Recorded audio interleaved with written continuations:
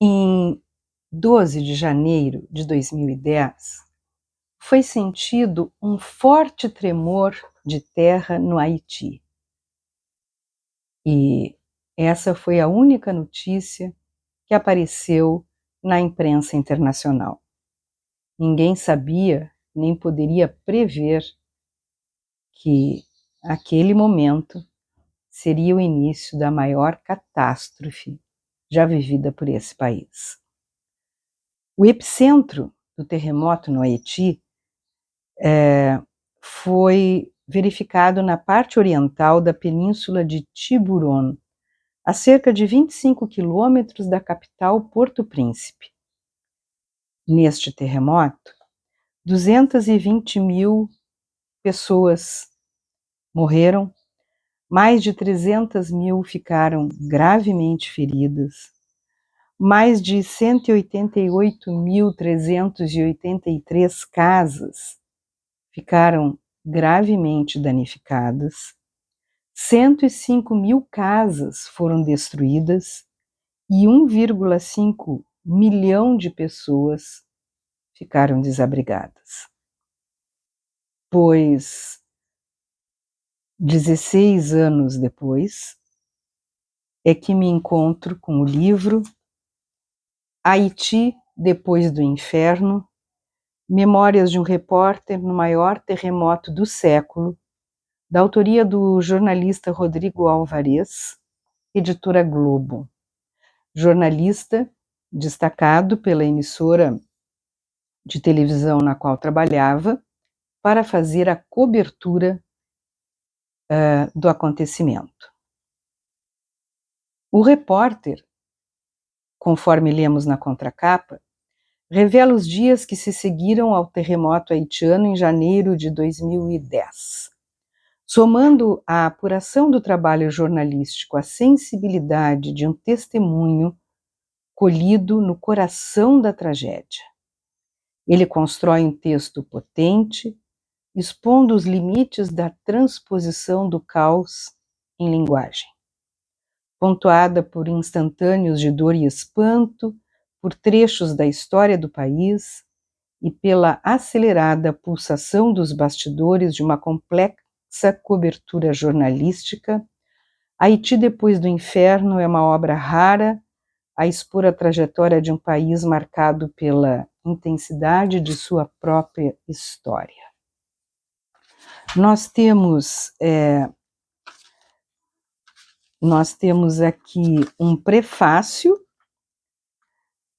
escrito por Fernando Castro, na época editor do Jornal Nacional. Depois nós temos uma introdução que termina com o seguinte parágrafo: não tenho a pretensão de produzir aqui um documento histórico sobre o terremoto do Haiti, mas apenas dividir com você, leitor, uma experiência única na minha vida pessoal e profissional que espero jamais repetir. Aí entra o livro propriamente dito. O primeiro capítulo chama-se Porto Príncipe, e ele vai dizer que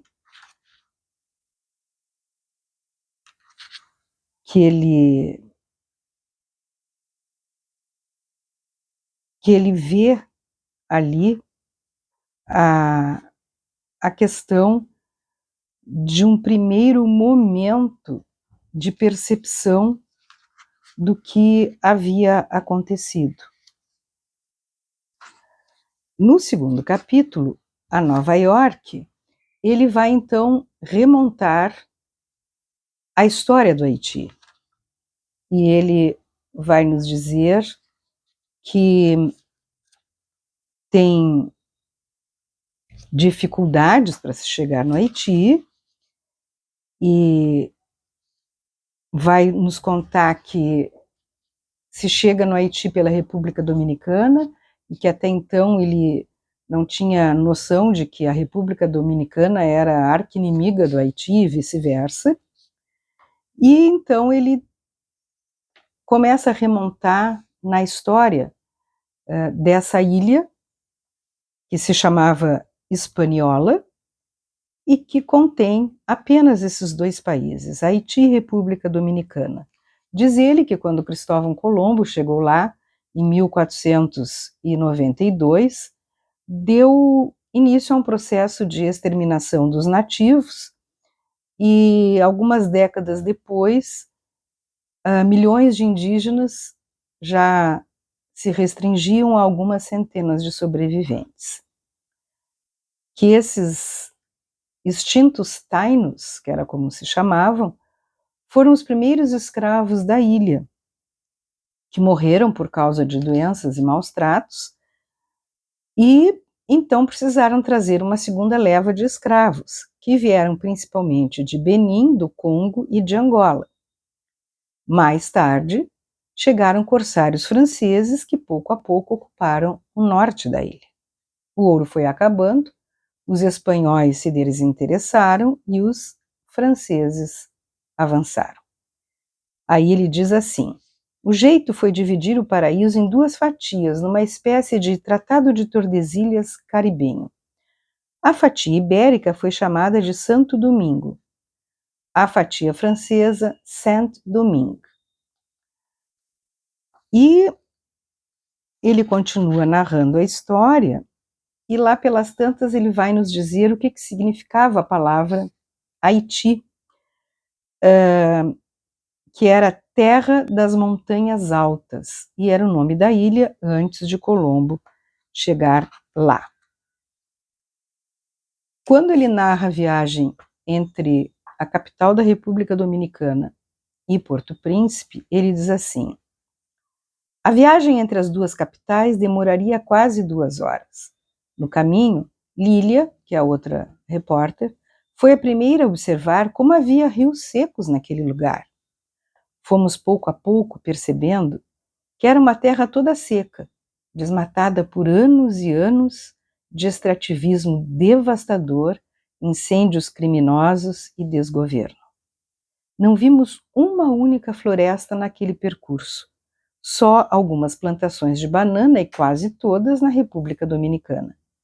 Curioso pensar que no tempo das navegações, a ilha espanhola era conhecida como a Pérola das Antilhas, um paraíso fértil que por muito tempo produziria mais açúcar e café do que o Brasil. Agora, o paraíso de Colombo era o deserto do Caribe. Terminado este capítulo, ele vai passar para o capítulo Cozinha do Inferno.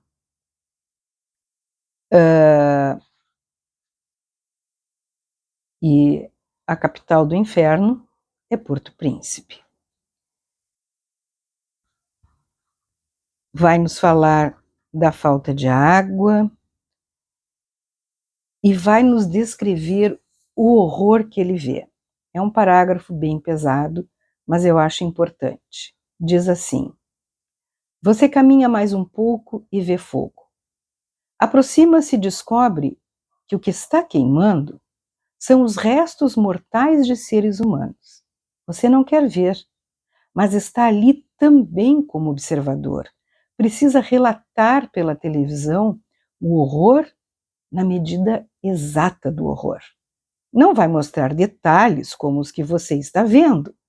As mãos carbonizadas, que agora só tem um fiapo de osso, a cabeça queimada, que depois de alguns minutos perdeu os cabelos, a pele, os olhos e que agora é apenas um crânio. Você não vai mostrar isso no horário nobre, na hora em que os brasileiros estão jantando com suas famílias. Mas você está ali para relatar e precisa dar uma dimensão correta do que está acontecendo. Respira fundo e continua caminhando. Vê porcos comendo corpos. Não para. Vê homens escavando os escombros com as mãos porque pode ser que encontrem comida. Você registra algumas palavras diante da câmara e quando acorda, o pesadelo apenas mudou de cor. Depois ele também vai relatar um hábito haitiano de antes do terremoto, que é o seguinte: eles tinham um crime que eles não perdoavam, que era roubar comida. E como é que roubar uma pessoa trabalhadora? E como é que esse crime era punido? Era uma punição de pena de morte imediata, sem direito a julgamento, sem apelação e sem espera incansável no corredor da morte. Um linchamento sem atenuantes, na maioria das vezes, por apedrejamento. E ele testemunhou, pelo menos, 2 resultados desse apedrejamento. Terminado este capítulo, ele passa para o capítulo 4, acampamento dos correspondentes, e vai nos mostrar que eles ficaram na base militar brasileira do Haiti, que foram muito bem recebidos. Esse capítulo é cortado por uma série de fotos bastante impressionantes. E aí ele passa para o capítulo Americanos, onde ele vai nos dizer, entre outras coisas, que antes do terremoto, quem chefiava a ação militar da missão pacificadora da ONU era o Exército Brasileiro. E aqui eu passo a ler o que ele diz. Mas como confidenciaria um oficial brasileiro que mantém o anônimo, porque não quis confirmar suas declarações diante das câmeras, abre aspas, agora que os americanos chegaram, infelizmente, nós vamos ficar em segundo plano, fecha aspas. Não era covardia, era pragmatismo. Os Estados Unidos anunciaram em seguida o envio de 7.000 soldados para ajudar na reconstrução do Haiti.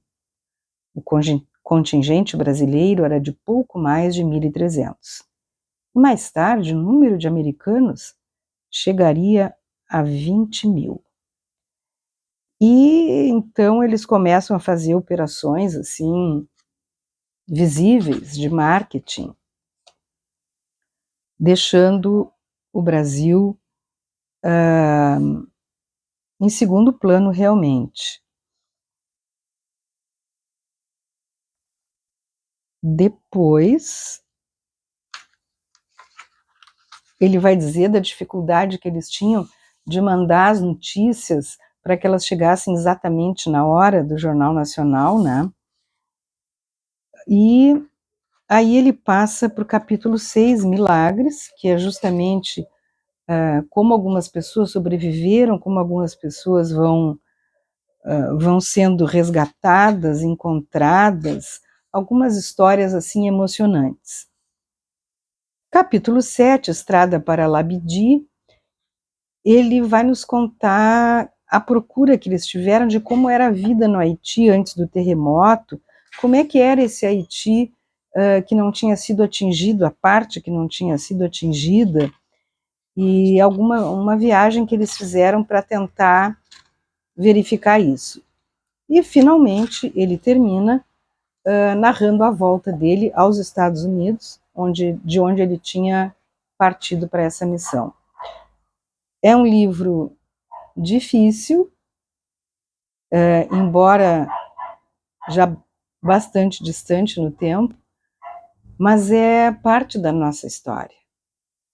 E eu sempre acho esse tipo de livro importante de ser lido para compreendermos melhor o nosso tempo, as pessoas que convivem conosco no nosso planeta, as dificuldades dos povos, a miséria, na tentativa de dar um sentido a tudo isso. Então fica aqui a sugestão, Haiti depois do inferno, Memórias de um repórter no maior terremoto do século, da autoria de Rodrigo Alvarez, editora Globo. Boa leitura.